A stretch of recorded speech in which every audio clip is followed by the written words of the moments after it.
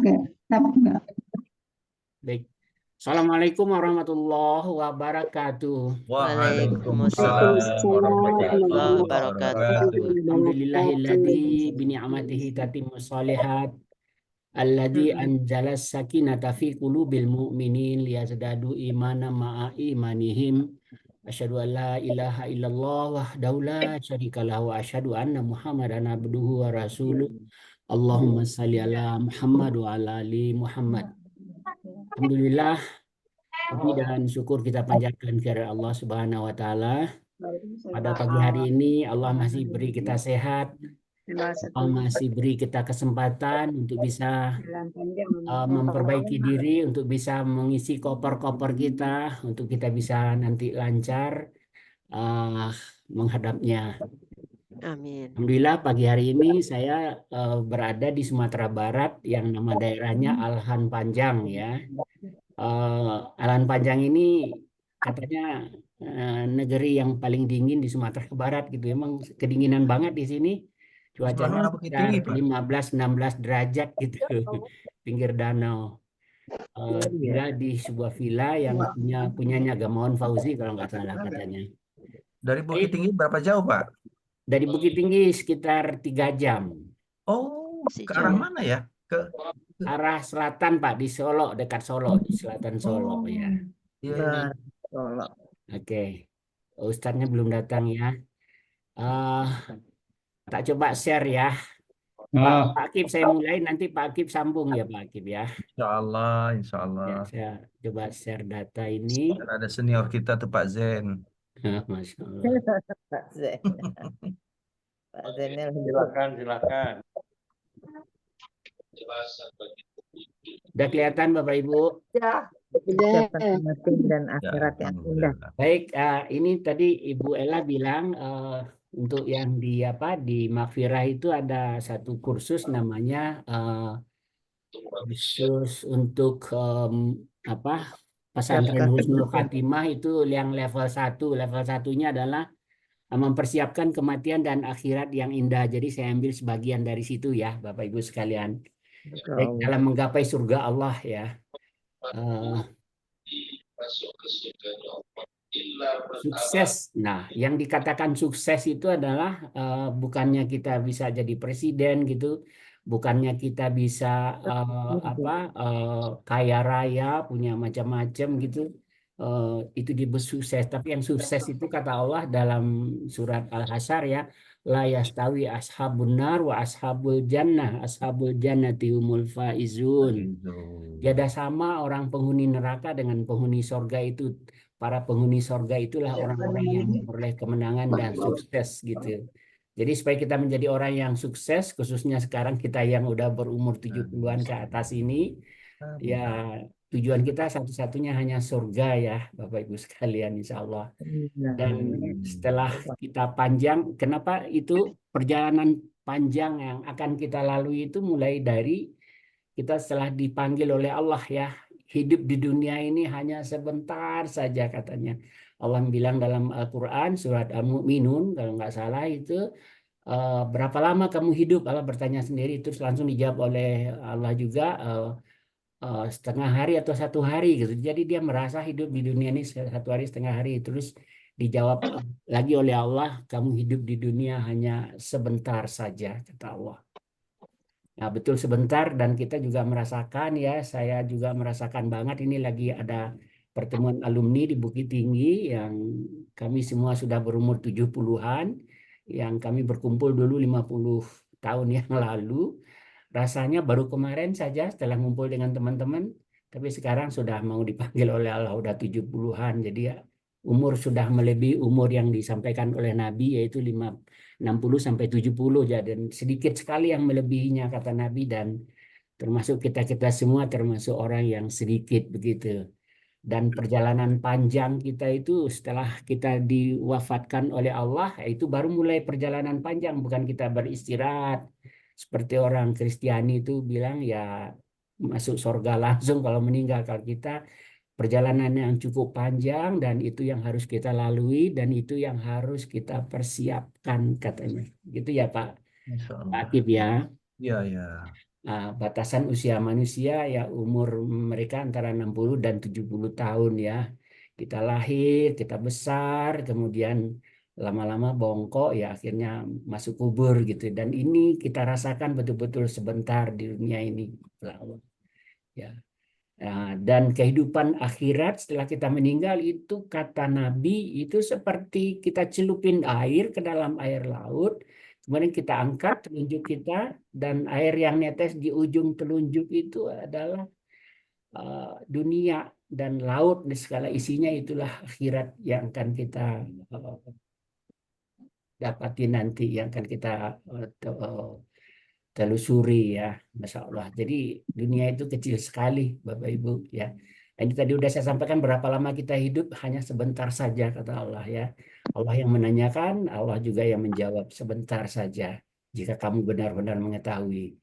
Hanya sekali kita hidup di dunia, hanya sebentar saja dan tidak akan pernah terulang lagi ya.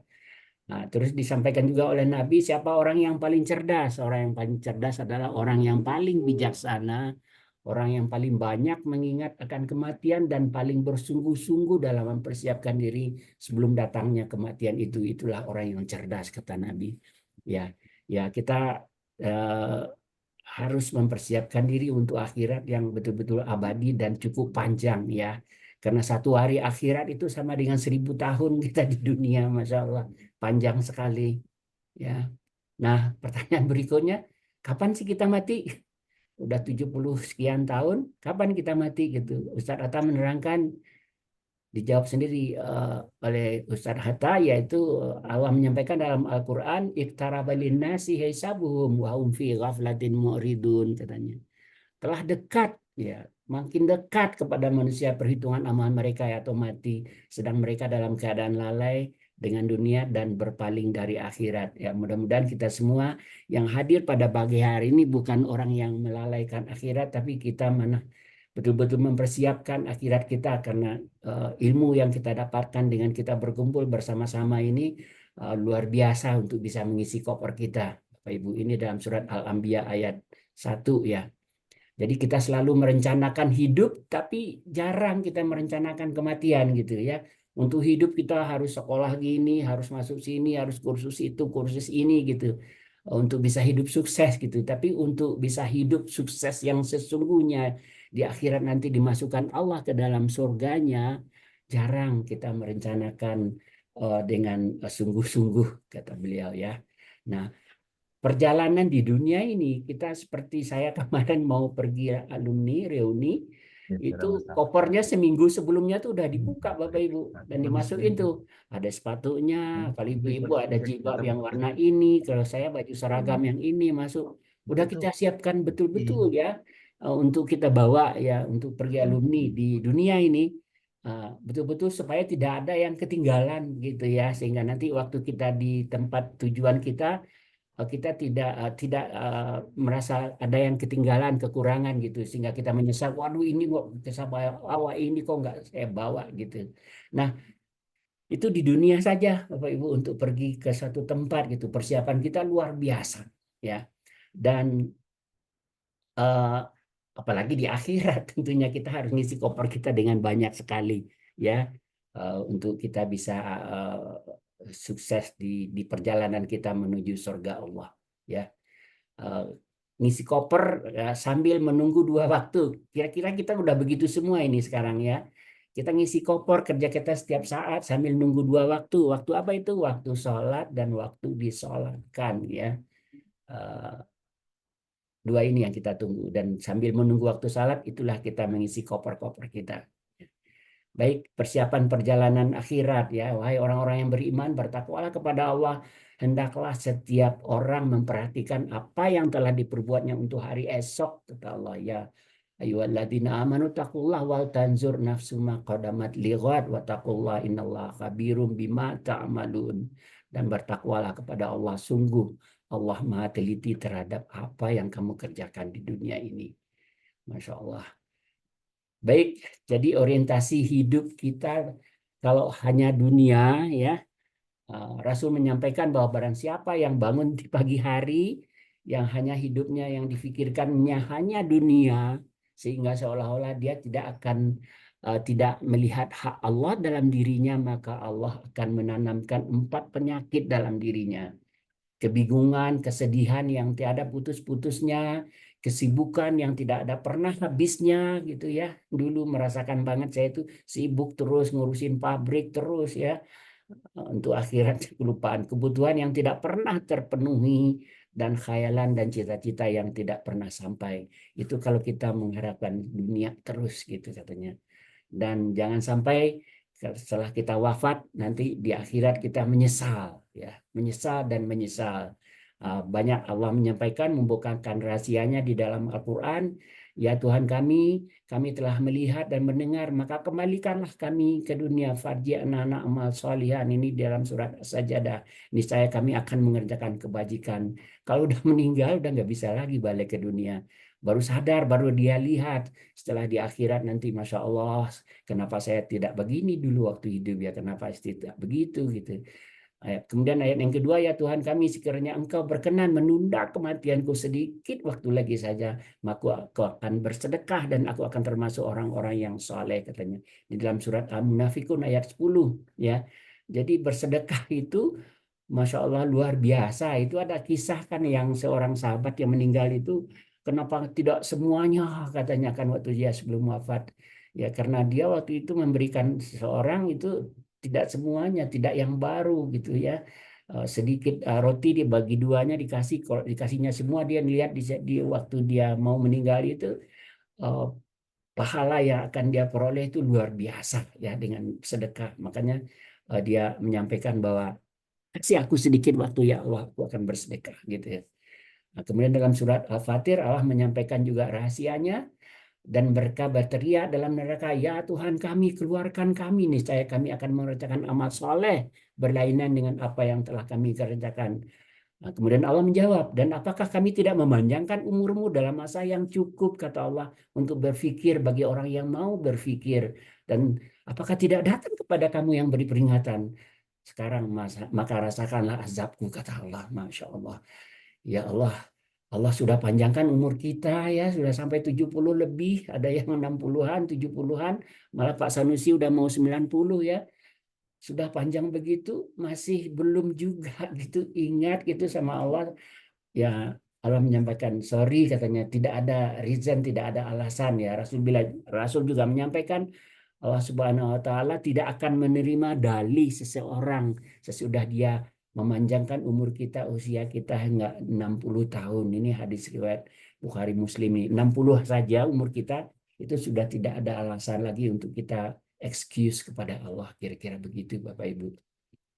Dan di dalam neraka juga berteriak, ini penyesalan yang ketiga, ya Tuhan kami, keluarkan kami, ini saya kami akan mengerjakan amal soleh berlainan dengan apa yang telah kami kerjakan dahulu waktu Engkau hidupkan, gitu ya. Ini kisah Sa'ban yang saya sampaikan tadi. Dia menyesal ya waktu dia sebelum meninggal, Nabi datang menengok ke rumahnya dan istrinya menyampaikan, sebelum meninggal dia menyampaikan, ya Rasul, kenapa tidak lebih jauh, kenapa tidak semuanya, kenapa tidak yang baru gitu. Karena dilihatkan Allah pahala-pahala yang dia lakukan pada waktu hidup, balasannya begitu ya. Jadi penyesalannya itu pun dia sudah berbuat baik masih menyesal, tidak, kenapa tidak maksimum, kira-kira begitu ya. Nah, ini contoh lagi nih Bapak Profesor almarhum Pak Yusuf Habibie juga ada penyesalan juga sedikit ya. Habibie bilang ternyata kembali ke titik nol tidak ada yang dapat dibanggakan di dunia ini, kata beliau ya. Saat kematian itu sudah dekat ya. Nah, ini beliau bilang, kalaulah sempat, renungan untuk kita semua. B.J. Habibie ketika berpidato di Kairo, beliau berpesan, saya diberikan kenikmatan oleh Allah, ilmu, teknologi, sehingga saya bisa membuat pesawat terbang. Tetapi sekarang saya tahu bahwa ilmu agama itu lebih bermanfaat untuk umat. Kalau saya disuruh memilih, katanya ya, karena udah terlewat ya, antara keduanya, maka saya akan memilih ilmu agama, kata beliau. Masya Allah. Beliau bilang sepi penghuni, istri sudah meninggal ya. Kalau nggak salah beliau ini tinggal di rumah sendirian, malah ditemanin oleh temannya beliau ya sebelum beliau wafat ya, karena anak-anaknya sukses juga meninggalkan beliau sibuk masing-masing ya. Tangan menggigil karena lemah, katanya penyakit menggerogoti sejak lama. duduk tak enak, berjalan pun tak nyaman, kata beliau. Untunglah seorang kerabat yang jauh masih mau tinggal bersama menemani beserta seorang pembantu, kata beliau. Masa sedih sekali. Begitu hebatnya, suksesnya beliau di dunia. Tapi akhirnya ya, beliau menyatakan bahwa ilmu agama itu lebih Dalam jauh hebat. Udah datang Ustadznya, Terus Pak? itu kan haba yang base pariwisata Halo, di Ustadznya mana? sudah datang? Ya di depan. Ma, tolong di Bapak mute, tuh Ustadz. naik base Tolong di mute. pariwisata. Ya, baik. Jadi kita hidup ini karena singkat, jadi kita harus lakukan prioritas, ya. Alimat nafsu ma qaddamat liqat, ya. Animat nafsu ma qaddamat wa akharat, kata Allah dalam surat Injil. Momon ya kan? Maka tiap-tiap jiwa akan Iya. mengetahui apa yang telah ia prioritaskan, sehingga apa yang dia kerjakan dan ia akan urungkan sehingga ia tidak kerjakan. Jadi kita setiap apapun yang akan kita lakukan, apakah itu apapun ya, kalau itu tidak ada hubungannya dengan misi koper kita, akhirat kita, mungkin kita hold dulu. Tapi kalau itu ada hubungannya dengan uh, akhirat kita, itu baru kita kerjakan. Jadi ada prioritas kita ya. Nah, ini terakhir sebagai penutup, nanti Pak Akib tambahin ya Pak Akib ya. Ini ada 7 agenda sebelum maut menjemput ya. Ini kita kan masih hidup semua nih. Jadi sebelum maut menjemput kita, ini perlu banget kita lakukan gitu. Yang pertama adalah membayar hutang jika ada hutang ya. Tentunya kita semua Pak Rosman turu. kredit lagi yang umur yang sekian. Kenapa ini penting ya sebelum kita lakukan, sebelum kita meninggal? Ya, karena ini akan menghambat kita. Kita tahu bahwa Rasulullah waktu mau mensalatkan sahabatnya waktu situ, beliau nanya, ada utangnya nggak dia? Ada Rasul gitu. Akhirnya Rasul nggak mau menyalatkan. Kalau ada yang membayarin nggak utangnya? Kemudian ada sahabat yang cukup banyak duit, ya saya yang bayarin hutangnya ya Rasul gitu kan. Akhirnya baru Rasul mau mensalatkan. Jadi itu akan menghambat perjalanan kita ke surga kalau kita punya hutang ya. Kemudian yang kedua, kita taubat dari kesalahan ya, dan ini juga akan menghambat tentunya. Mumpung kita masih diberi hidup oleh Allah, masih diberi usia ya, kita perlu banget taubat dari kesalahan-kesalahan yang telah kita buat selama kita hidup di dunia. Kemudian ini mengganti salat yang tinggal yang tidak sempurna ya selama kita hidup, salat yang wajib tentunya.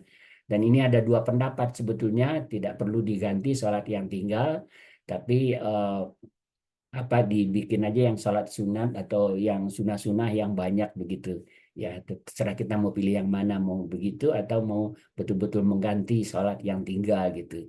Karena kalau mengganti salat yang tinggal ini kalau banyak 1 tahun 2 tahun nggak salat gitu ya kan repot sekali gitu ya. Silakan yang mengambil yang mana.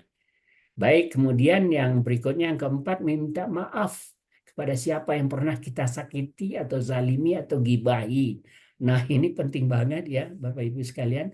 Kalau kita nanti sudah wafat gitu, kita ditimbang, diukur oleh Allah ininya amal-amal kita.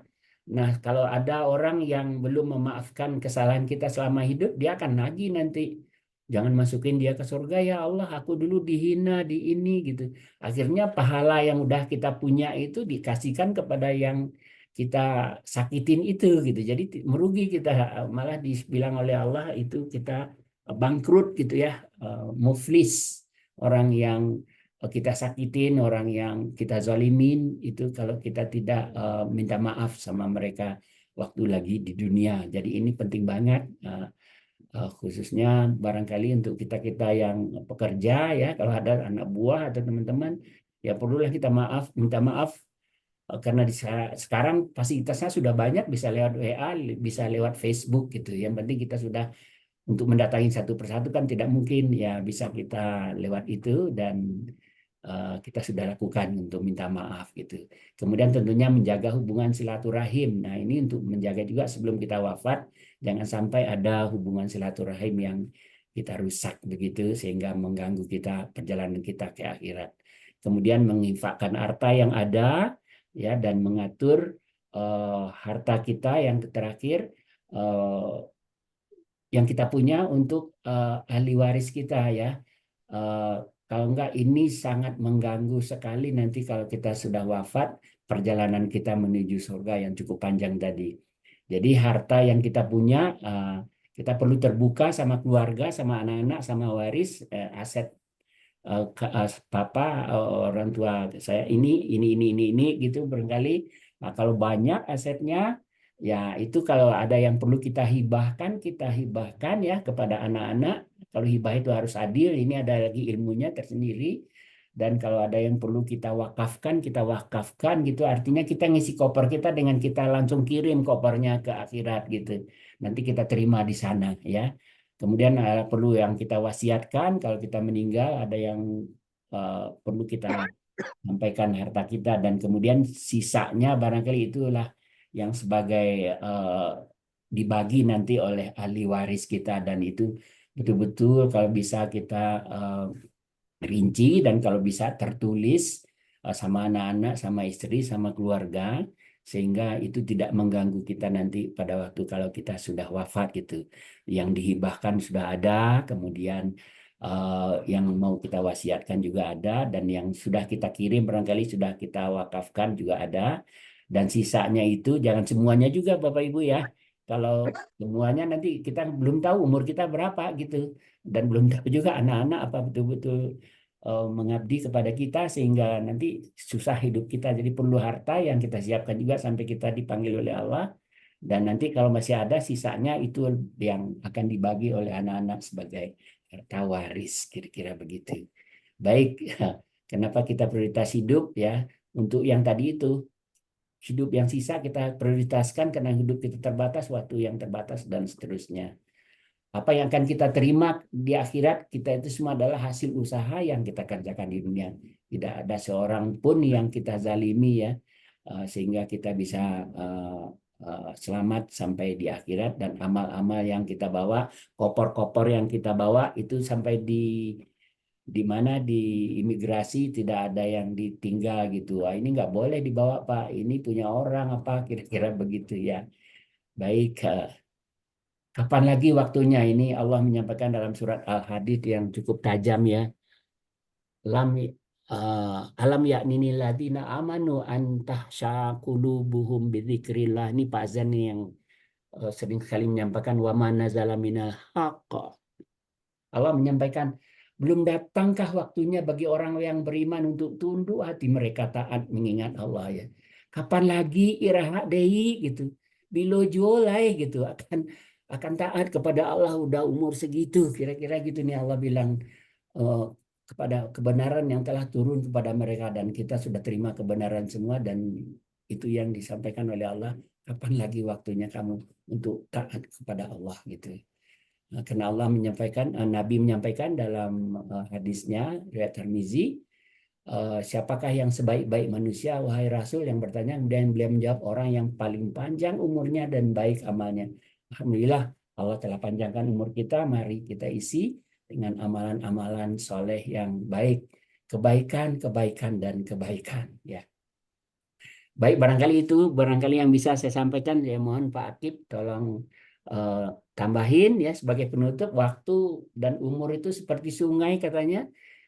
Kita tidak bisa menyentuh air yang sudah yang sama, menyentuh air yang sama pada kali itu, karena airnya tetap mengalir dan terus mengalir lagi, dan air yang mengalir itu tidak akan pernah kembali lagi. Masya Allah. Baik, kita diskusi aja. Silakan Pak Akib ditambahkan dan teman-teman sekalian. Masya Allah, tabarakallah Pak Ustadz Aswar, luar biasa Pak. Pencerahan pagi ini betul-betul mengingatkan kita semua yang sudah usia skala prioritas ini. Auzubillahi minasyaitonirrajim. Qalu subhanaka la ilma lana illa ma 'allamtana innaka antal alimul hakim. Barangkali hanya tambahan sedikit Pak, di usia yang sudah sangat mendekati saat-saat kita menghadap Allah ini, saya teringat nasihat dari salah satu ulama, kalau kita bermohon sekarang, satu-satunya yang terbaik itu adalah mohon ampun. Kita tidak usah lagi bermohon yang lain-lain. Jadi seringkali kita sering mendengar atau membaca sudah doa yang terbaik untuk usia senja ini adalah auzubillahi minasyaitonirrajim. Bismillahirrahmanirrahim. Rabbana zalamna anfusana wa illam taghfir lana wa tarhamna lanakunanna minal khasirin. Kemudian raditu billahi robba wa bil islami dina wa bi Muhammadin nabiyya wa rasulah. Sebanyak-banyaknya kita baca doa itu karena yang terbaik anugerah Allah itu di usia kita sekarang ini adalah ampunan. Masya Allah. Kalau kita sudah diampuni Allah, insya Allah, mudah-mudahan kita nanti akan husnul khatimah. Karena Allah Maha Pengampun pada saat kita masih dalam keadaan sehat, masih punya potensi untuk melakukan pekerjaan apapun, kita menyadari karena setiap manusia pasti punya salah. Dalam doa itu kalau diuraikan, itu adalah satu bentuk pengakuan. Hanya Allah yang dapat mengampuni. Dan Allah lah yang menghidupkan kita, menciptakan kita, memelihara kita, dan nanti akan meminta mempertanggungjawabkan semua aktivitas kehidupan kita. Jadi kemudian kita mengakui kita ini banyak salah. Mungkin kita banyak menzolimi bahkan diri kita sendiri. Kita kurang mengingat Allah, kita kurang berzikir, kita kurang sholat tepat pada waktu berjamaah, kemudian khusyuk. Kita mohon ampun, kita mengakui banyak sekali kesalahan kita. Hanya Allah yang bisa mengampuni kami, ya Allah. Dan kalau Allah tidak mengampuni kami, termasuk orang yang merugi, ya Allah. Jadi kita berserah diri. Kemudian dari segala macam ilmu yang sudah kita pelajari, ilmu apapun juga itu, ilmu agama, ilmu kehidupan di dunia ini, maka kunci dari yang kita mohonkan, masukkan aku ke dalam golongan hamba-Mu yang mukhlasin, ya Allah. Kenapa mukhlasin? Itu adalah menyatu dalam semua tindakan kita itu tidak akan diterima semua ilmu kita yang tinggi, amal kita yang banyak, kalau kita belum betul-betul ikhlas. Nah, ini ternyata kunci. Ikhlas ini mudah sekali diucapkan. Gampang sekali. Tapi ternyata itu membutuhkan satu proses belajar yang tidak pernah selesai sampai kita nanti menghadap Allah Subhanahu wa Ta'ala. Jadi ilmu yang paling tinggi itu adalah ilmu bagaimana Allah ridho. Dan kita ikhlas. Semua yang kita lakukan ini hanya semata-mata mengharapkan ridho Allah. Karena banyak sekali amal perbuatan yang dilakukan, tapi kalau tidak ikhlas, ternyata amal itu tertolak. Banyak sekali ilmu yang kita pelajari, tapi kalau tujuan kita mempelajarinya bukan untuk mencari hakikat Allah sebagai satu-satunya Rabb yang kita sembah, dan kita akan kembali kepadanya. Beliau yang menciptakan, memelihara, menguasai, memiliki. Maka ilmu itu juga akan menjadi penyesalan. Kalau tidak kita menemukan ilmu itu mendekatkan diri kita kepada Allah, maka kita juga akan menyesal. Jadi sekali lagi, ridho Allah, ampunan Allah, dan masukkan kami ke dalam golongan hamba-Mu yang mukhlasin, ya Allah. Aku mohon di penghujung kehidupanku ini, mudah-mudahan semua teman-teman sahabat yang ada di kajian ini, termasuk hamba-hamba Allah yang diampuni, kemudian diridhoi Allah, dan dimasukkan ke dalam golongan hamba-Mu yang selalu berbuat karena Allah, untuk Allah, bersama Allah, kembali kepada Allah. Itu yang disebut ikhlas. Karena terminologi ikhlas di dalam agama Al-Hikmah itu ternyata berbeda sekali dengan ikhlas dalam kehidupan keseharian kita. Jadi ikhlas dalam agama ini hanya karena Allah, untuk Allah, bersama Allah, dan kembali kepada Allah. Jadi cara menyampaikan pun karena Allah. Jadi mudah-mudahan ini sedikit menambahin, Pak Mas, mohon maaf. Baik. Ini hanya yang dapat kami sampaikan, mudah-mudahan ada manfaatnya. Billahi Billahi taufiq wal hidayah. Assalamualaikum warahmatullahi wabarakatuh. Waalaikumsalam. Bapak Ibu, karena ini kita semua ustadz-ustadz mohon sekalian sharing ya, berbagi pengalaman atau apa untuk kita berbagi ini dengan teman-teman semua. Mungkin berikutnya Pak Abdul Syukur ya, bisa nambahin Pak Abdul Syukur. Dihidupkan dulu mic-nya Pak Syukur. Bisa kami pelajari berulang-ulang ya. Jadi kalau tidak keperawatan bisa di-share Pak bahannya itu sehingga kami bisa mempelajari mengulang-ulangi karena itu sangat sangat bermanfaat untuk kita semuanya. Kalau hanya sekilas tadi kita sudah nyatet Pak itu agak terbirit-birit itu. Sorry, maaf. Ya, jadi kalau bisa Pak Maswar berkenan untuk sharing itu kepada kita semuanya sehingga apa yang disampaikan pada pagi ini baik oleh Pak Maswar maupun Pak Akif yang tadi memberikan beberapa butir-butir yang sangat bermanfaat sekali bagi kita ya, terutama tadi bahwa di usia-usia seperti kita ini satu-satunya doa ya, doa-doa itu adalah mohon ampun, minta ampun kepada Allah sehingga seperti hanya kita hari-hari saat kita akan selalu mendoakan supaya saudara-saudara kita muslim-muslimat itu diampuni segala dosa-dosanya, kan selalu kita biasanya seperti itu di dalam habis sholat. Jadi benar apa yang disampaikan Pak Akif itu sudah sangat sangat terkesan sekali dan mari kita sama-sama amalkan di usia-usia yang sudah senja ini. Terima kasih Pak Maswar. Baik, terima kasih. Ini kebetulan nih lampu mati nih di sini, nggak tahu jadi gelap semua. Baik Bapak Ibu sekalian, Bu Elat, Ustazah minta ditambahin ya. Ini kita murid-murid yang sudah 20-an tahun lebih nih belajar dengan Ustaz Rizza. Silakan Bu Ella dihidupin dulu ayah. Pada Pak Sukoco sepertinya lebih. Pak Sukoco mungkin Pak, kalau saya belum pantas rasanya. Bukan pantas. Berbagi Pak. Pak Sanusi nih yang paling senior Pak Sanusi. Saya banyak banget belajar dengan Pak Sanusi ini, sudah pakai kursi roda masih membantuin orang sakit gitu di rumah sakit Islam. Silakan Pak Sanusi dihidupkan dulu suaranya Pak Sanusi. Dipencet yang paling kiri. Itu video Pak, yang paling kiri audionya dipencet Pak Sanusi.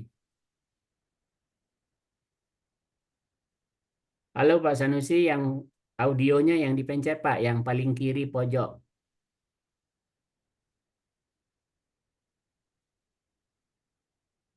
Pak Sanusi. Ini kelihatannya udahku nih Pak Surya Wasni, mungkin bisa bantuin tambahin Pak Surya, Masya Allah, Alhamdulillah bisa hadir pagi hari ini. Assalamualaikum, terima kasih Pak Mazhar diberi kesempatan untuk mengikuti ini Ya. dan sangat bermanfaat lah buat kita semua. Saya kira itu sementara dulu Pak Mazhar, terima kasih. Baik. Pak Sanusi ini terhalang ini, beliau ini luar biasa. Baik, Pak Zen ada di situ Pak Zen. Masya Allah. Pak Sanusi belum ya? Ketutup. Pak Zen ya, silakan Pak Zen. Ya, baik. Terima kasih Mbak Maswar. Assalamualaikum warahmatullahi wabarakatuh. Waalaikumsalam warahmatullahi wabarakatuh. Kali-kali menghadiri sharing begini ini memang karena kita sudah puluhan tahun jadi kangen Pak ketemu dengan offline. Mungkin saya sekarang itu belum 80 Pak, sudah 76 tapi sudah banyak yang lupa Pak. Nah ini yang harus kita ulangi sehingga jangan sampai ayat-ayat yang dulu hafal itu mandek separuh gitu, mandek separuh. Nah ini Pak Sanusi masuk. Silakan Pak Sanusi. Silakan Pak Sanusi. Assalamualaikum warahmatullahi wabarakatuh. Waalaikumsalam warahmatullahi wabarakatuh. Saya juga baru mendengar Waalaikumsalam warahmatullahi dari seorang ustadz. Sebetulnya yang dijamin Allah iman yang murni itu hanya Rasul dan Nabi-Nabi. Semua manusia di akhir hayatnya itu akan berjuang melawan iblis, akan merubah imannya yang benar itu menjadi penyimpang. Ada doanya itu, saya lupa mencatatnya itu doanya. Nanti kita cari supaya betul-betul iman kita waktu akhir hayat itu yang murni, yang direstui Allah. Ada doanya itu yang saya lupa mencatatnya. Jadi saya kira memang ini peringatannya Pak Mas ini untuk betul-betul bagaimana kita memelihara iman yang murni, yang diridhoi Allah, supaya akhir hayat jangan sampai tergoda oleh setan lagi untuk menyimpang. Amin, amin, Jadi amin. itulah yang harus kita cari doanya. Ada doanya, nanti kalau sudah dapat saya sampaikan. Ya. Assalamualaikum warahmatullahi wabarakatuh. Baik. Terima kasih Pak Waalaikumsalam. Susi. Masya Allah. Silakan dilanjut Pak Zen. Jadi mengulang harap doa yang lupa tadi, memang kita harus sering mengulang apa yang kita pernah hafal itu, Pak. Satu kali saya pernah mendengar hadis dari Nabi, beliau mengajarkan kita untuk mengulang-ulang, dan ini ibadah yang tidak memakai batas waktu, tidak memakai syarat tertentu, bisa dilakukan di mana saja. Itu yang namanya zikir. Jadi zikir ini sambil jalan ya zikir, sambil mau makan zikir, mau ke kantor zikir, apalagi yang sudah tanggal merah semua ini, yang pensiunan itu, ya zikir inilah yang paling bisa kita lakukan sesering mungkin. Jadi zikir sendiri itu luar biasa, Pak. Kita nggak perlu wudhu dulu, nggak perlu mencari tempat tertentu. Waktunya kapan saja, bangun tidur zikir, mau tidur zikir, mau makan zikir, mau masuk kamar mandi pun kita ada doanya dan zikir juga. Tapi di dalam jangan. Jadi hadisnya saya nggak hafal, tapi intinya Nabi mengajarkan bahwa ibadah yang tanpa batas, tanpa waktu, tanpa syarat, tanpa tempat, dan nggak perlu bajunya harus menutup aurat, gitu kan. Apa namanya, yang penting bersih. Tapi intinya memang untuk tidak lupa itu harus sering diulang, Pak. Bahkan saya sendiri sudah dari dokter saraf itu dikasih obat yang anti lupa, Pak. Tapi rupanya lupa juga. jadi apa namanya, mahal itu Pak obatnya, tapi kok ya lupa juga. Jadi intinya marilah kita isi waktu-waktu luang kita, walaupun kecil-kecil, ya koin apa-apa berupanya itu untuk koper itu bisa dengan zikir yang tidak berhenti. Demikian tambahan saya Pak Maswar dan Bapak-bapak Ibu yang lain, semoga manfaat. Mari kita berzikir terus-menerus. Assalamualaikum warahmatullahi wabarakatuh. Waalaikumsalam warahmatullahi wabarakatuh. Luar biasa. Jadi memang kalau kita udah umur begini, katanya gitu ya Pak Zen. Kalau tadinya kita hafal sudah misalnya 1 juz apa 2 juz gitu, kemudian makin tua kok lupa lagi, insya Allah Pak Zen katanya yang sudah kita hafal itu akan kita tetap pegang ya, sehingga itu bisa Amin. kita bawa nanti. Udah masuk koper lah kira-kira begitu. Amin.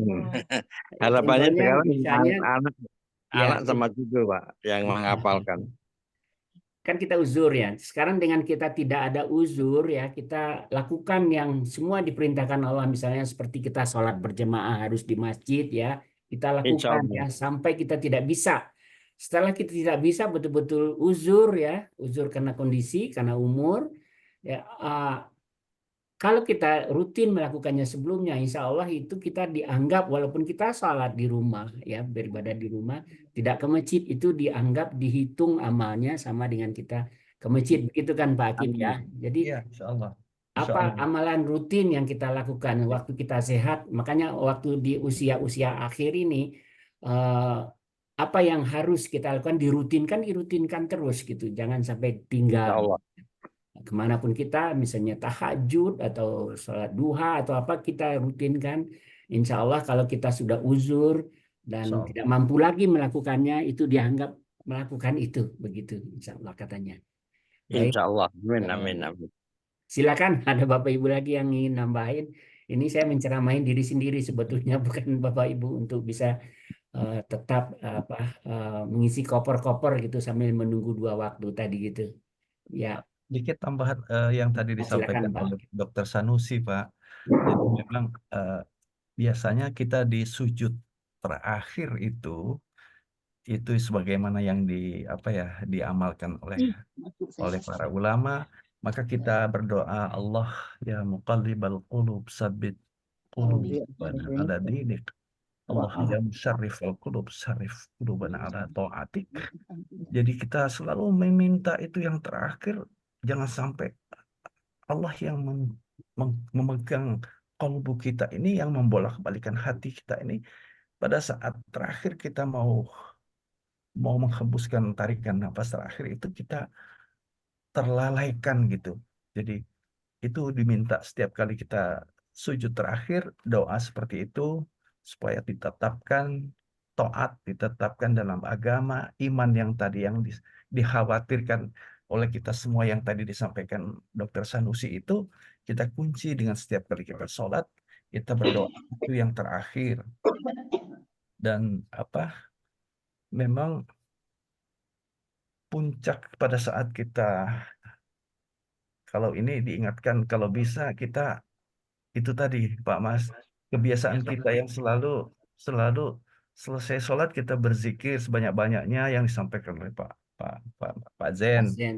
Itu zikir kita itu nanti akan menghantarkan kita pada saat kita akan meninggal, itulah yang akan tampak. Jadi nggak mungkin akan muncul kejadian yang selama ini tidak kita lakukan. Atau sebaliknya kalau terbiasa tidak pernah berzikir, ya lalai juga. Dan kalau bisa didampingi oleh keluarga. Jadi ini penting banget, banyak kejadian di rumah sakit ini Pak. Jadi ada mission orang-orang yang sudah di ICU, yang sudah sakaratul maut itu memang penglihatan ke sana kemari dia. Penglihatan ke sana kemari seperti mencari sesuatu tuntunan. Nah, kalau didampingi oleh keluarga yang mengerti agama, itu jangan sampai dia saat-saat terakhir itu dia lupa dengan kalimat la ilaha illallah. Dan itu ternyata tidak mudah. Ternyata tidak mudah.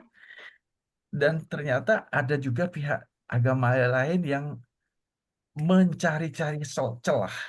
Pada saat orang sudah sakitnya sudah terminal, dia menjanjikan sesuatu yang dapat menyembuhkan selain daripada Allah, tapi itu menipu. Tapi banyak juga yang tertipu. Dia minta kepada Tuhan Yesus untuk menyembuhkan dan sebagainya. Jadi saat-saat sakaratul maut itu mohon keluarga kita jangan meninggalkan, apalagi kalau sedang di rumah sakit. Ada saudara kita yang mau wafat itu ditungguin. Dan tetap ada yang mentalkinkan. Karena itu kunci yang terakhir. Dan mudah-mudahan kalau dia memang sudah terbiasa mengucapkan kalimat yang tauhid itu, ya insya Allah dimudahkan Allah. Ini aja jadi doa yang terakhir sebelum kita sujud terakhir tadi, yang mungkin itu yang dimaksud oleh Dr. Sanusi.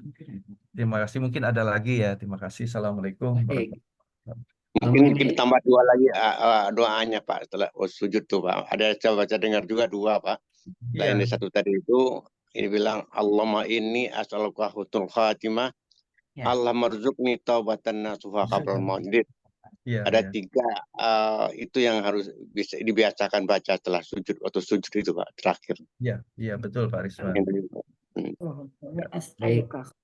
Jadi begini Pak Pak dokter itu Pak ya. Saya Iya. punya khayalan Pak ya, punya apa? Kalau nanti saya sakit, saya nggak mau di ICU gitu. Apa benar itu Pak? Apa saya itu Pak? Saya nggak mau walaupun sakit apapun saya harus di tempat rawat. Karena itu yang Bapak bilang tadi itu, kalau kita di ICU kan kita nggak bisa ditemani oleh keluarga. Betul.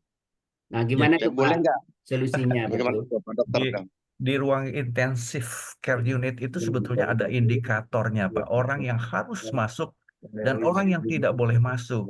Jadi memang, dan itu pun ada ininya, ada kelasnya. Jadi kalau untuk yang VIP, Pak, ICU yang VIP itu dengan pakai pakaian khusus yang steril masih bisa ditunggui sama keluarga.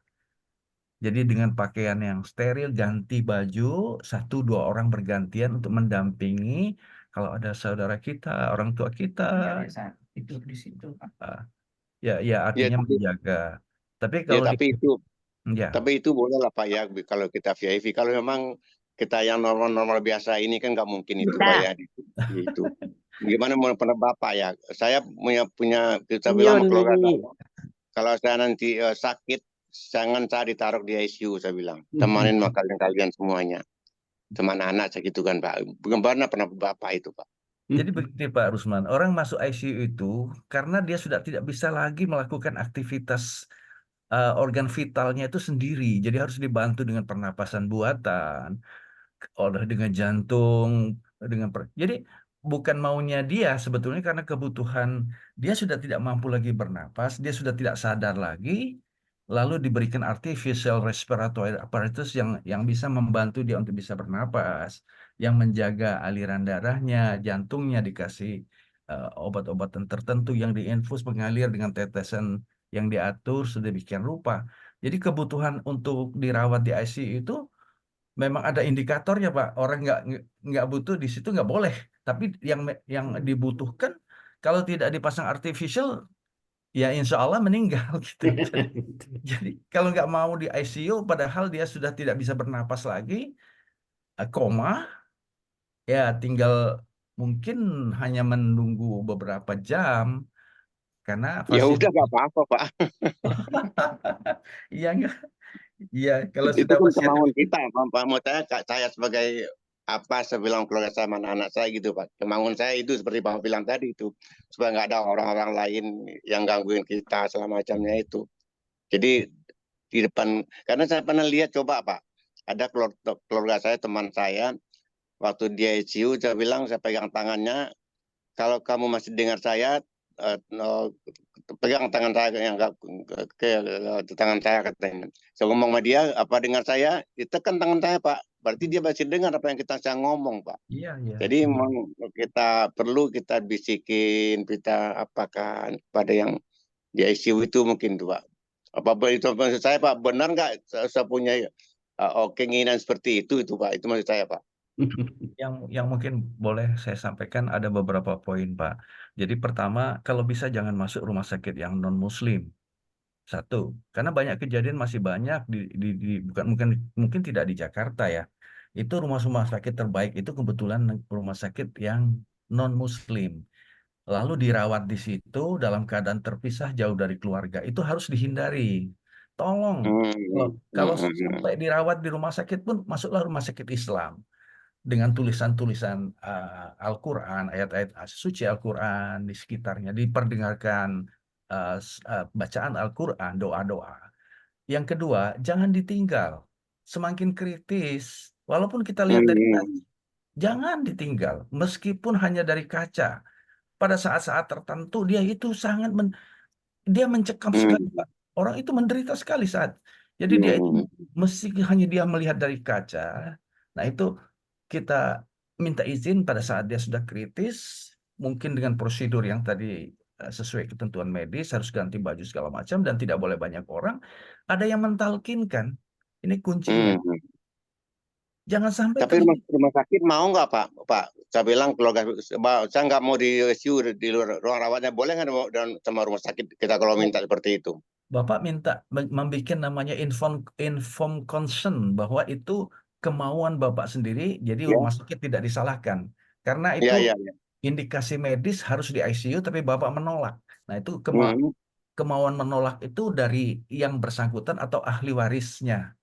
Boleh Bapak tanda tangani supaya dokter tidak disalahkan, rumah sakit tidak dituntut Pak. Karena bisa terjadi penuntutan, harusnya dia dipasangin ini segala macam, tapi kok kalau di ruang perawatan biasa nggak mungkin karena alat fasilitasnya tidak ada Pak. Jadi begitu, ya. Masya Allah, luar biasa. Ini ada pengalaman juga nih, orang cukup terkenal gitu. Eh, Dia meninggalnya di ICU, di ruang ICU ya. Nggak ada yang mentakinkan gitu. Sebelumnya kita sudah minta kalau bisa saya jangan masuk di ICU, malah dibilang di rumah saja begitu, Pak. Tapi ya ada sedikit penyesalan lah sama keluarga gitu. Akhirnya dibiarkan gitu dia di ICU dan meninggal juga akhirnya gitu, sehingga nggak sempat ditakikan. Insya Allah dia sudah khatimah, karena beliau itu ya Islami banget gitu, yang seorang apa orang pinter dan agamis begitu ya. Ya, ya itulah salah satu contoh, dan contoh yang lain ibu saya.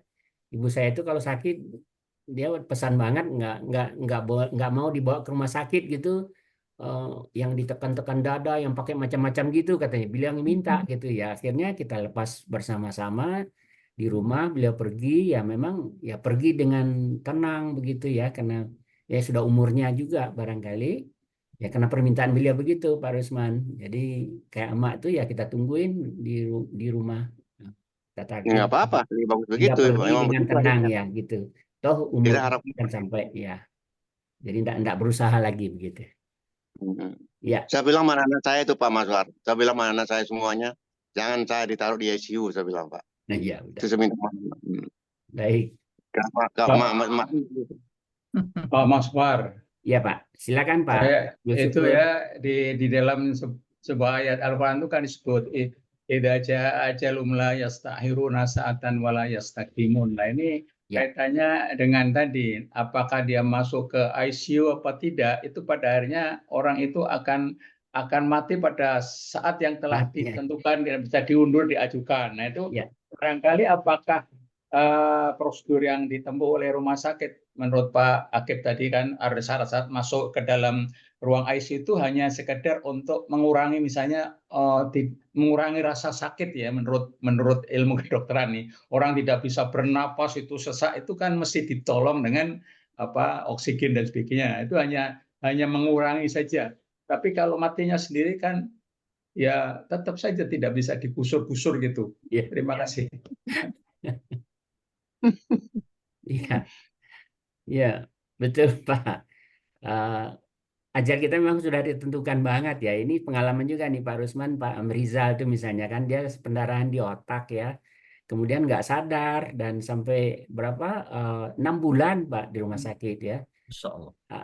Ya akhirnya Allah mentakdirkan bagus ya bagus aja Pak, tiba-tiba gitu. Akhirnya hidup lagi berapa ya, bertahun-tahun juga baru meninggal akhirnya.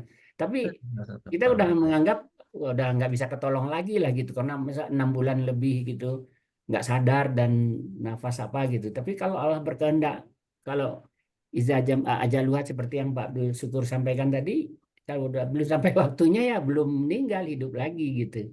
Jadi usaha itu sepertinya Pak Akib kita harus usahakan juga terus gitu, jangan pasrah gitu loh ya. Usaha sehat gitu ya, tapi kalau takdir Allah kalau mau menjemput ya wafat gitu, udah waktunya sampai gitu.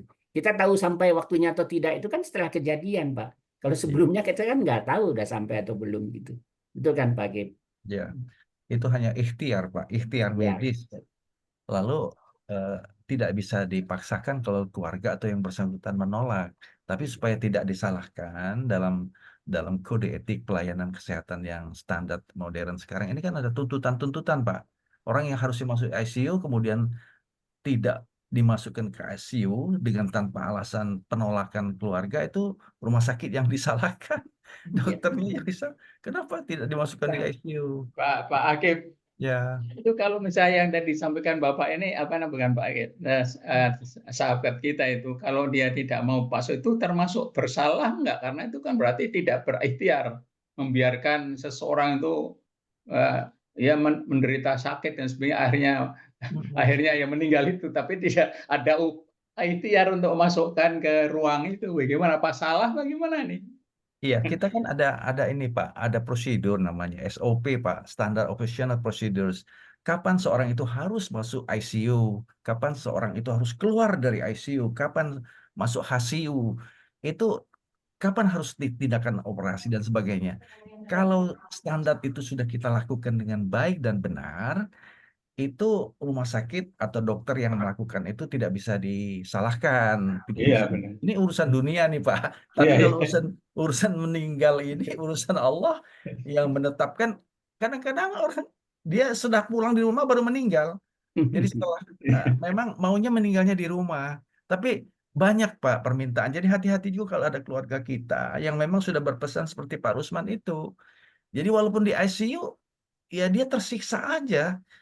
Jadi sebetulnya dia lebih senang meninggal di Iya, rumah, iya. di tengah-tengah keluarganya, didoakan, dia melihat anak-anaknya, suami istrinya. Nah itu kalau dia sudah minta dipindahkan ke rumah, walaupun dia masih di ICU, kalau menurut hemat saya pribadi Pak, ikutin Pak. Karena ICU itu kan hanya ikhtiar, tidak menjamin dia bakal hidup terus. Ada sampai 9 bulan Pak di ICU. Di samping Masya Allah. biayanya sangat Ya. mahal. Dan ia kebetulan orang kaya. Tapi akhirnya juga meninggal. Dalam keadaan yang dia ya merasa tertekan, jauh dari keluarga. Suasana di rumahnya mungkin lebih menyebabkan dia Husnul Khotimah. senang gitu hatinya. Jadi Ya. jangan juga dipaksakan kalau sudah ada wasiat begitu Pak. Bahkan saya punya sahabat itu, dia malah setelah dia diputuskan harus ditindak operasi jantung, dia memilih eh, pergi ke Mekah dan di sana dia meninggal di sana. Jadi dia lebih memilih itu urusan Allah. Saya nggak mau dioperasi. Saya berserah diri kepada Allah. Mana yang terbaik? Selagi saya masih beribadah, saya ingin beribadah yang lebih baik. Berangkat dia umroh, meninggallah di sana. Dan itu mungkin lebih terbaik untuk dia. Jadi kalau di indikasi medis dia harus nggak boleh berangkat, bahkan harus segera dioperasi. Berarti itu hak dia sebagai insan hamba Allah ya, nggak bisa disalahkan juga. Mudah-mudahan itu yang terbaik untuk yang bersangkutan. Terima kasih Pak. Bapak Ibu sekalian, mungkin yang belum kenal dengan Pak Mas Akib ini, beliau adalah dokter ya. Beliau dokter, hobi beliau tuh di RUD ya. Beliau terakhir di RUD Rumah Sakit Fatmawati. Kemudian sebelumnya juga di RUD Rumah Sakit Ortopedi Solo, dan beliau di Departemen Kesehatan tadinya banyak, dan ya hobi beliau ngurusin rumah sakit gitu. Jadi pertanyaan-pertanyaan Pak Rusman tadi ya cocok sekali, makanya dengan lancar beliau menjawab tadi ya.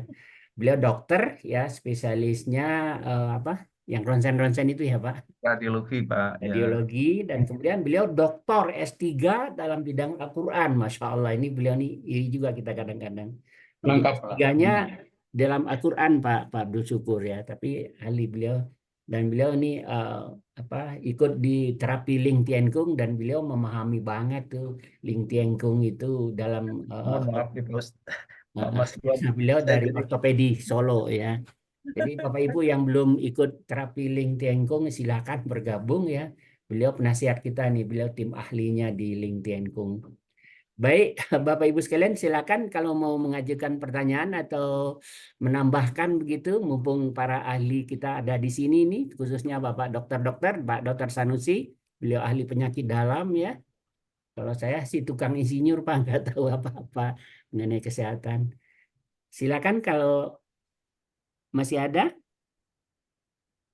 Ada teman saya Pak Maswar, teman baik saya itu ya, dia pesan sama keluarganya begini Pak.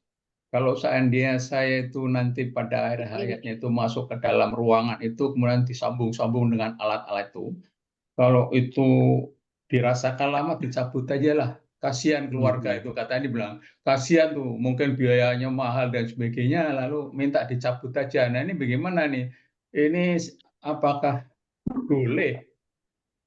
Nah ini mungkin Pak Akib bisa membantu supaya kalau dia salah ya kita kasih tahu, nasihati, jangan begitulah, pesan kepada keluarganya gitu. Kalau saya Pak, kalau ada berhubungan dengan biaya, kita kurang apa Pak. Kalau mungkin biayanya besar, mau apa, ya biaya ya kalau ada biaya dibiayai Pak. Jangan ada alasan buat saya itu karena biaya Pak. Karena alasan buat saya itu bukan hanya saya Bukan, Bapak ditemani. ini teman saya, Pak. Teman Iya saya. nih, Mas. Betul. Ini Pak, ini kisah nyata juga nih, baru kejadian banget ini. Pak Malikul tahu kan semua. Ya. Beliau kan lagi dirawat di rumah sakit ICU. Ya. Dan kemudian karena beliau tuh pengen membuka semua tali-tali kabel-kabel itu gitu kan. Oh. Terus tangan beliau diikat Pak Akib. Diikat di tempat tidurnya gitu sehingga enggak itu. Ya. Aduh sedih banget ngelihatnya beliau tuh. Ini kenapa saya diikat kira-kira kayak gitulah mau melepas semua ini tangannya diikat. Jadi Iya. betul-betul tersiksa gitu loh. Betul-betul tersiksa dan ya nggak bisa apa-apa beliau. Jadi ya kayak gimana coba kalau kita di situ gitu ya. Kita masih bisa waras apa gitu, cuman fisiknya enggak, tapi diikat itu karena supaya enggak dicabut gitu yang alat yang dipasang gitu. Gimana tuh Pak Akib, menurut Pak Akib? Iya, jadi tingkat kesadaran orang yang sedang dirawat di ICU itu berbeda-beda, Pak. Ada yang memang betul-betul koma, tidak sadar sama sekali, hanya refleks pupil mata yang di tengah kalau di center masih bisa bergerak. Itu tandanya dia masih hidup. Batang otaknya masih hidup, tapi semuanya sudah nggak mendengar. Tapi ada yang sebetulnya dia itu sepertinya hanya delirium. Jadi dia itu tidak sadar, tapi dia bisa merasakan orang bicara, dia bisa pegang orang. Nah itu dia merasa terganggu, Pak, dengan alat-alat itu. Dan alat itu dimasukkan itu sebetulnya sakit, Pak. Jadi mengganggu buat dia. Dalam keadaan setengah sadar seperti itu, dia mau cabutin semua. Ada yang bereaksi sangat agresif, Pak. Itu diikat. Situ standar prosedur di ICU juga. Demi untuk keselamatan dirinya sendiri, jangan dia cabut-cabut itu oksigen, infus segala macam peralatan yang masuk, sonde ke dalam lambung. Itu kalau dia cabut, itu berdarah semua dan terjadi keadaan yang lebih fatal. Makanya jadi diikat. Tapi kita ngelihatnya kasihan sebenarnya. Kasihan bener. Dia tersiksa sebenarnya. Nah itu harus, kalau kadang-kadang disuntik supaya dia masuk ke dalam alam yang tertidur. Sehingga dia tidak, kalau kesan diikat itu kan seperti, karena dia ngamuk, Pak. Iya. Dia sakit. Kadang-kadang infusnya itu jadi bergerak, akhirnya jarumnya menusuk kemana-mana, berdarah. Nah itu dibolehkan ngikat sebenarnya. Kalau SOP-nya seperti itu. Tapi kalau keluarganya mau minta dicabut, asal membuat surat pernyataan menolak pelayanan sesuai standar medis, akan dilakukan itu juga supaya tidak ada yang salah. Tapi biasanya ya kondisinya itu nggak lama meninggal. Karena dia memang membutuhkan semua artificial alat-alat dan fasilitas oksigen, cairan infus, kadang-kadang transfusi darah, kadang-kadang berbagai macam obat yang harus dimasukkan melalui infus. Jadi kasihan, Pak. Itu gara-gara kenapa Pak Malikul itu, Pak? Dia sebabnya apa? Katanya minta Mama dioperasi. sakitnya ya akhirnya ya diikat semua. Apa? Operasi. Habis operasi usus. Udah operasi usus dipotong ya, terus Kenapa disambung operasi usus dipotongnya kenapa? Ini Pak Akib, saya yang ceritain Bu Yosi. Ternyata dia tuh hernia. Aduh, jadi hernia jadi ususnya itu udah masuk ke lubang hernia itu. Irreparable, tidak bisa keluar, tidak bisa masuk lagi. Tidak bisa keluar lagi sehingga ususnya mati. Terus aku dipotong 20 cm. Nah, terus habis operasi itu bagus gitu, udah keluar dari ICU ke HCU. Sampai di HCU ternyata sempat kejang masuk lagi ke ICU. Ternyata paru-parunya juga infeksi. Nah itu jadi yang saya tanya sadar nggak, sadar gitu. Kalau yang Yosi ngomong atau gimana merespon, cuman ya sekarang tuh ventilator udah dibuka, yang dibolongin itu Pak, dibolongin. Jadi itu kita suara ditekan ya nggak bisa ngomong juga kan. Iya, iya, Nah, iya. saya bilang, aduh, kasihan banget ya kalau maunya justru karena dia sadar itu, tapi dengan tidak bisa berbuat apa-apa kan itu tersiksa sekali gitu. Bisa. Nah, ya dan memang di negara itu memang nggak boleh masuk, nggak ada jam besuk gitu loh. Jadi keluarga itu disuruh pulang gitu kalau Aduh. kalau perlu dipanggil gitu. Cuman sih masih tetap nungguin di bawah gitu. Tapi kan ya nggak bisa seterusnya juga begitu kan. Nah, jadi paling sebentar-sebentar ngelihat, untungnya banyak yang saudara dokter, besannya juga dokter di situ, mantunya juga dokter di situ. Jadi adalah yang residen-residen situ yang membantu untuk mengawasi lebih. Jadi Iya, iya, ada iya. orang dalam lah yang bisa membantu, itu masih lumayan gitu. Tapi kalau kita yang awam-awam sama sekali nggak ada ordal itu kan memang betul-betul dipasrahkan di situ, apa yang terjadi sebenarnya kan kita nggak tahu. Iya, iya, Nah, iya. jadi ya alhamdulillah bisa begitu. Jadi tapi tetap gantian yang di bawah. Sebenarnya kalau kita lihat dari case hernia itu, sebenarnya itu sesuatu yang sebenarnya sederhana secara objektif, Iya. tapi karena didiamin, hernia itu Iya kan betul, sangat betul, didiamin, betul. keluar masuk. Pada saat Iya, tertentu keluarnya lebih banyak, nggak bisa masuk lagi, dia terjepit. Nah, kalau iya terjepitnya ini betul. lebih daripada 30 menit, bagian yang keluar ini menjadi Oh, mati dia. Jadi iya, kalau iya, dimasukkan lagi dia akan rusak. Nah, akhirnya iya dipotong. betul. Sebetulnya kalau prosedur operasinya juga sesuai yang standar, tidak ada infeksi, motongnya juga tepat pada bagian yang tertentu, lalu disambung lagi dengan bagus. Ini, nah itu biasanya ya sembuh lah, nggak perlu harus ke. Ya, itunya udah bagus, operasinya udah bagus. Ya. Jadi gini, kalau saya pikir-pikir kan Bang Edi itu kan diabetes ya.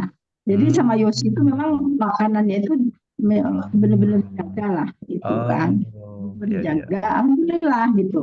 Jadi kebetulan sehari sebelum sakit itu ada kawinan.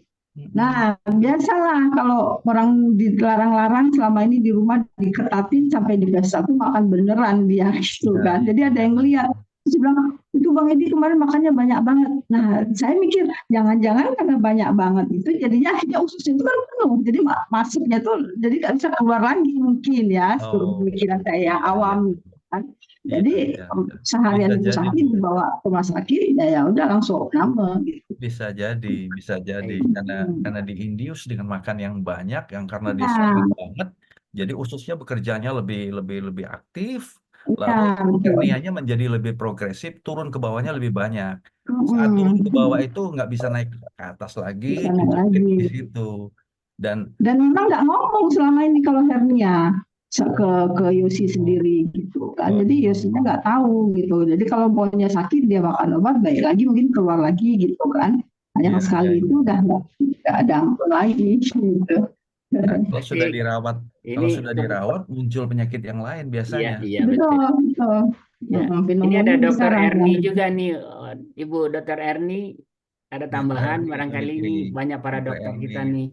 Ada Dokter Erni, ada Dokter Uni Yurni. Yani Uni Yurni. sama. Ada Uni Erni? Ada tambahan?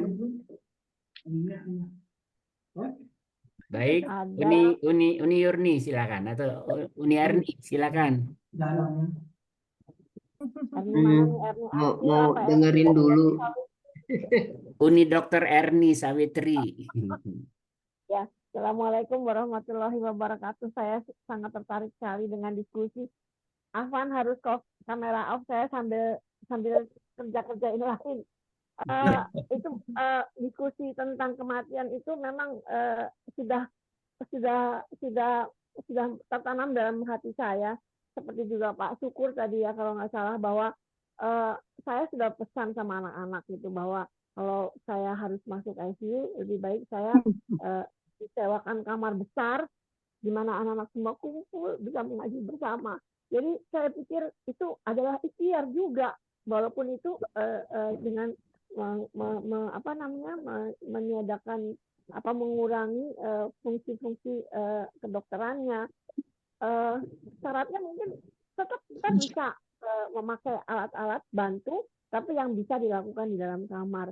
Jadi saya pikir Pak Syukur itu bukannya dosa atau apa, karena itu maaf ya Pak Asif, jadi itu adalah ikhtiar kita, jadi satu bagian dari ikhtiar kita. Jadi demikian. Satu lagi Pak Maswar, kalau belum itu sempat nggak tadi direkam? Saya sangat tertarik sekali diskusi pagi ini karena itu bisa saya sampaikan dengan anak, karena itu berupa rekap, jadi nggak anak usah berkali-kali ikut taklim, tapi tadi itu sudah jadi kesimpulan yang wajib diketahui oleh kita semua. Terima kasih Pak Maswar, terima kasih teman-teman semua. Ya, Wassalamualaikum udah direkam, warahmatullahi nih, udah, insya Allah nanti dibagi. Ya, Alhamdulillah. ya. Baik. Sekalian ada yang nambahkan nih pengalaman barangkali ini kita jadi berubah ke akhir-akhir hayat ini kan, ini termasuk yang perjalanan kan mempersiapkan kematian yang indah judulnya tadi kan. Jadi betul-betul dipersiapkan begitu, kita mau dimasukin dalam ICU atau tidak, seperti Pak Rusman, beliau kepinginnya nggak usah masuk ICU gitu. Jadi itu satu kematian yang indah juga barangkali ya, sehingga beliau bisa dengan tenang melihat anak-anak gitu kan. Kita mau wafat itu anak-anak itu kan kelihatan ya Pak Akib, atau minimum suaranya bisa kedengaran begitu. Ya. Silakan, ada yang menambahkan? Ya. Baik. Yang mungkin perlu sedikit tambahan Pak Ustadz. Ya, silakan Pak Akib. Jadi ini testimoni juga. Ada orang sehat luar biasa, seger bugar, tapi kemudian dia terjatuh, patah. Dengan patah tulang pinggulnya, dia dirawat. Karena dirawatnya cukup lama, itu posisi tiduran itu mengkondisikan orang yang punya penyakit seperti diabetes, kemudian gejala-gejala pneumonia atau bronchopneumonia itu muncul, manifest. Lalu luka operasinya sendiri sembuh, tapi dia meninggal gara-gara pneumonia. Jadi sarannya kalau kita sudah tua ini jangan terlalu lama tiduran. Jangan terlalu lama posisi tiduran. Ini mungkin sedikit buat Bu Elvi yang lagi ngerawat ayahnya ini, usahakan ayah itu tetap sekali-sekali didudukkan, kalau perlu duduk di kursi atau didorong. Masih jalan Pak, masih jalan beliau. Masih jalan. Alhamdulillah. Itu yang menyebabkan usia 97. Ya, jadi punggungnya itu ditepuk-tepuk dari belakang. Jangan dibiasakan tertidur lama karena terjadi satu. Nah, takutnya Pak Malikul ini juga karena di ICU, dia kan tertidur lama nih. Muncullah gejala-gejala pneumonia, segala macam, nyesek sampai dia di tracheostomi namanya Bu. Itu dibolongin tuh, dimasukkan alat untuk bisa bernapas. Itu waduh luar biasa. Sangat mengganggu dan sangat tidak nyaman buat dia. Jadi kalau bisa yang lain-lain nanti kalau nanti dirawat jangan lama-lama posisi tiduran. Tolong agak di Trendelenburg, jadi agak di setengah duduk, kemudian digerak-gerakkan. Jadi terus ada yang tempat tidur yang memang sudah otomatis ya, bagus, bisa dinaikkan, bisa dia miring ke kiri, miring ke kanan, dan itu sangat penting untuk mencegah komplikasi penyakit orang yang lama tertidur. Nanti timbul dekubitus, di belakangnya itu jadi borok karena nggak dirawat dengan bersih, keringatnya lama, spraynya nggak diganti, terjadi infeksi, ternyata di belakangnya tuh berlobang karena terjadi infeksi yang lama, dan itu menyebabkan dia sangat menderita dan biasanya infeksinya susah disembuhkan. Jadi itu dah. Jadi kalau orang tua jangan lama-lama tiduran. Begitu sudah bisa mobilitas, entah itu sambil pakai tongkat, entah itu pakai kruk dan sebagainya, berjalanlah. Tetap lakukan berjalan, kemudian ya pindah posisi lah, jangan dengan posisi yang selalu tempat tidur. Tapi gini, ada pengalaman Pak Mazhar, pengalaman istri saya sendiri Pak ya. Waktu COVID yang lalu kan mau dipasang apa namanya regulator apa tuh Pak? Nah itu saya di luar nggak mau, jangan dipasang itu, tanda tangan Pak, nggak usah dipasang, cukup dengan udara saja, angin saja yang kuat. Akhirnya nggak dipasang, dan memang di ICU dia kritis waktu COVID itu Pak. Alhamdulillah Pak, sekarang sehat Pak. Jadi saya nggak mau dipasang itu karena saya lihat kebanyakan yang dipasang alat itu ya bagaimana ya? Ya banyak yang meninggal saya lihat Pak. Jadi saya keluarga tolong di luar tidak mau terang-terangan memasang alat itu Pak.